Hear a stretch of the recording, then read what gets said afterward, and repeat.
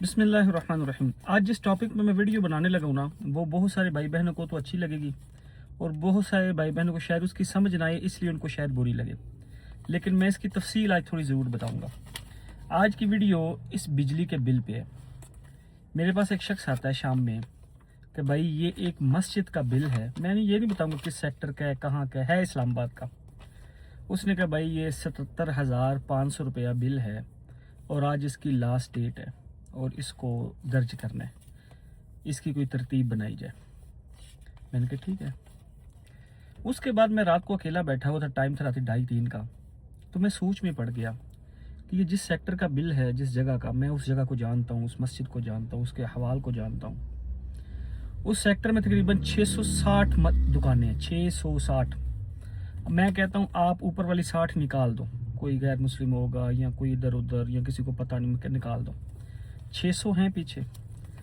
अगर इस 77,500 को 600 पे डिवाइड करें तो 129 रुपये बनते हैं। 130 कर लो महीने के।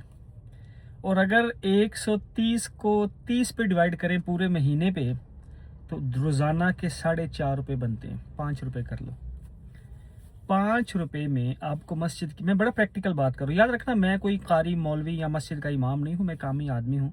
सुनते रसूल रखी हुई है, टोपी सर पे होती है, बस तबलीग में चलना होता है सारा। कोई आलिम मुफ्ती या कोई मस्जिद का इमाम या ये किसी को डिफेंड करने नहीं यहाँ आया।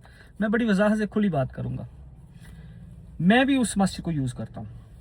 अगर हम 5 रुपये भी माइंड में रखें ना, बाकी बातें बाद में करूँगा, तो मैं वहाँ जाके वॉशरूम भी यूज़ करता हूँ, वज़ू भी करता हूँ, पंखा ऐसी भी कोई चीज़ चलती है, VIP किस्म से मैं जाके रोज़ाना का मेरा ये मामूल है। तकरीबन 4 नमाज़ें वहाँ हो जाती हैं, फजर के छोड़ के, कई बार ईशा भी छोड़ के, 2-3 नमाज़ें मेरी भी हो जाती हैं। लेकिन मोस्टली तो यही है ना, 4 नमाज़ें तो सबकी होती हैं। ज़ोहर भी कोई पढ़ते हैं मार्केट वाले, वसर मगरिब ईशा।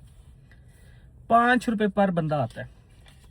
उसी मस्जिद में अगर कोई इमाम खड़ा होकर ये बोले ना कि बिजली का बिल आया, तो बहुत से लोग उठ के, ये सिर्फ इस मस्जिद का मसला नहीं है, पूरे पाकिस्तान में ये मसला हो सकता है। तो लोगों को बड़ा बुरा लगता है कि ये क्या खड़े होके आप नमाज ख़त्म होती है तो चंदा मांगना शुरू कर देते हैं। ये जितना ये बोलते हैं ना चंदा मांगना शुरू कर देते हो, इनका खुद कोई लेन देन नहीं होता इन चीज़ों से। तुम्हें इतनी फ़िक्र है, मैं उन बंदों से मुखातिब हूँ कि तुम्हें बुरा लगता है कि मस्जिद में चंदा मांगे। हालांकि चंदा लेना ये सुन्नत है, ये कमबख्तों को नहीं पता। से ज़कात क्या चीज़ है, अमीर को लेकर गरीब को देना। ग़ज़वे होते थे तो मालो मता क्यों इकट्ठा किया जाता था, ये कभी समझ आई है बात की।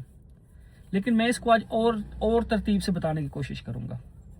पूरे पाकिस्तान में बहुत सारी मस्जिदों में ये मसला होगा बिजली के बिल का। मैं कहता हूँ 2 कैटेगरी के सिस्टम होते हैं। कुछ होते हैं जिनको अपने इमाम पे इतबार नहीं होता, मान लो कि नहीं, आपका इतबार नहीं है, कोई भी वजह है, हालांकि ऐसा होना नहीं चाहिए। मैं कहता हूँ मान लो, आप खुद जिम्मेदारी ले लो। पूरे मोहल्ले में मैं इसमें मार्केटें भी लेके आ रहा हूँ और मोहल्ले भी लेके आ रहा हूँ। हर मस्जिद को इतने घर लगते हैं कि पर पर्सन अगर बड़ा भी उसके ऊपर बर्डन डाला जाए ना, तो महीने का 500 रुपया बनता है। इस हिसाब से तो 130 बन रहे हैं ना। अगर मैं कहता हूँ आप वहाँ AC भी चला लो, थोड़ा एक्स्ट्रा भी चीज़ें चल गई, हो गई, 500 रुपया पर घर या पर शॉप को नहीं आता। मैं लिख के दे सकता हूँ। इसकी मिसाल ले लो कि अगर 600 दुकान है ना, पर बंदा 500 दे तो 3 लाख रुपया बनता है। 3 लाख पूरी ज़िंदगी में इस मस्जिद का बिल नहीं आया होगा।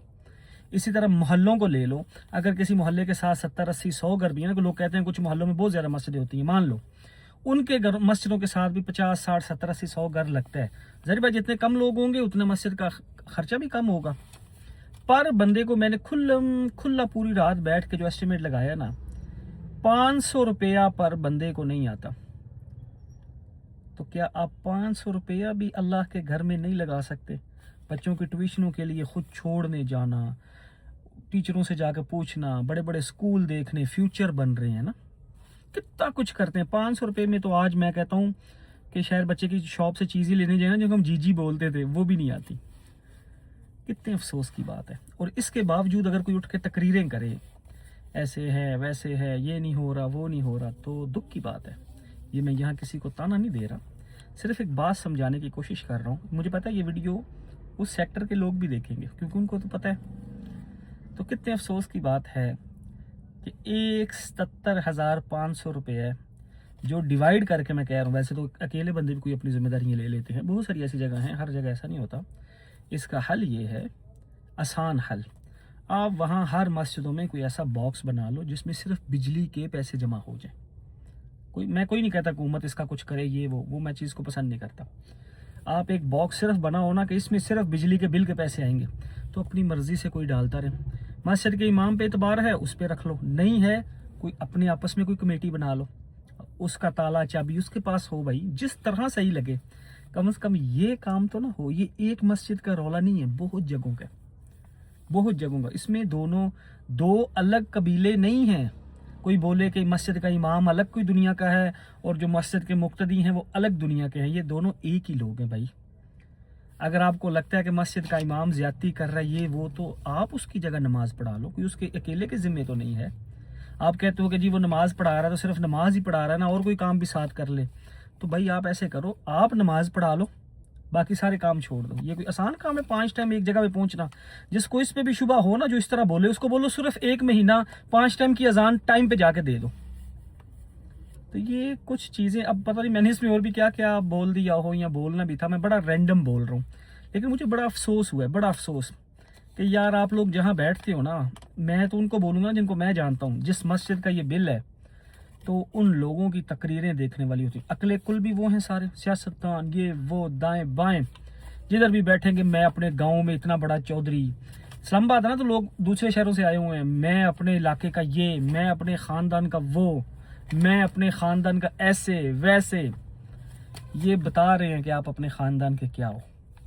اور یہ صرف ایک ادھر مسجد یا ایک سیکٹر کا نہیں ہے، یہ پورے پاکستان میں یہ مسئلہ ہے. تو اس کا حل حکمتی تدابیر سے نکالو. عقل رکھتے ہو، شعور رکھتے ہو، سمجھدار ہو. اس کا حل بجائے ضد لگانے کے، بجائے تان و تشنیع کے، بجائے کسی کو بلیم کرنے کے، اللہ کے گھر کا جو اس چیزوں کی ذمہ داری لے گا، اللہ رب العزت اس کو باقی ذمہ داریوں سے مستغنی کر دے گا. جو اللہ کے دین کو پھیلانے کی جن نسبت کی جتنی چیزیں بنی ہوئی ہیں، اگر کوئی ان کی فکر میں اپنے آپ کو صرف کرے گا، اللہ رب العزت کی یہ شان ہے کہ اللہ اس کو باقی چیزوں سے مستغنی کر دے گا. مطلب وہ اللہ اپنے ذمہ لے لیں گے. یہ تو اصول کی بات بھی ہے کہ اگر فوج کی جاب کوئی کرتا ہے تو اس کے گھر، اس کی میڈیکل، یہ وہ دائیں بائیں فوج اپنے ذمہ لیتی ہے.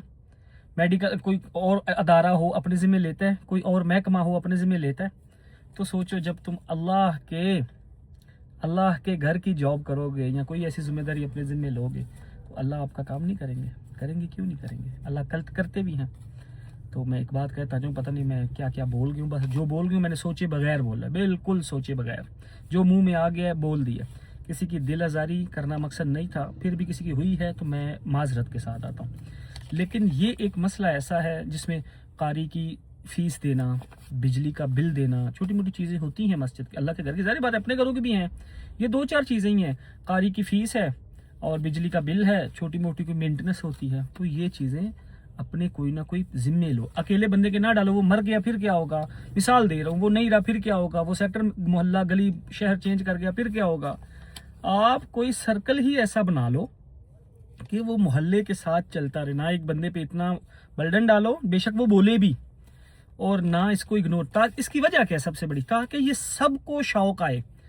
ہمارے بچوں کو بھی پتا ہو کہ یہ جو محلے کی مسجد ہوتی ہے، اللہ کا گھر، یہ محلے والوں کے ذمے ہوتا ہے، نہ کہ کسی فرد واحد کے، نہ کسی امام کے، نہ کسی اور کے. تو اللہ کرے یہ میرے کہنے میں کمی ہو سکتی ہے، لیکن جو میں سمجھانا چاہ رہا تھا، اگر اس میں اخلاص اور وہ فکر ہوئی جو میں اب تک پہنچانا چاہتا تھا، تو اللہ پاک اس میں ضرور خیر ڈالیں گے انشاءاللہ. باقی دعاؤں میں یاد رکھیے گا. کہا سنا معاف ہے. اللہ حافظ.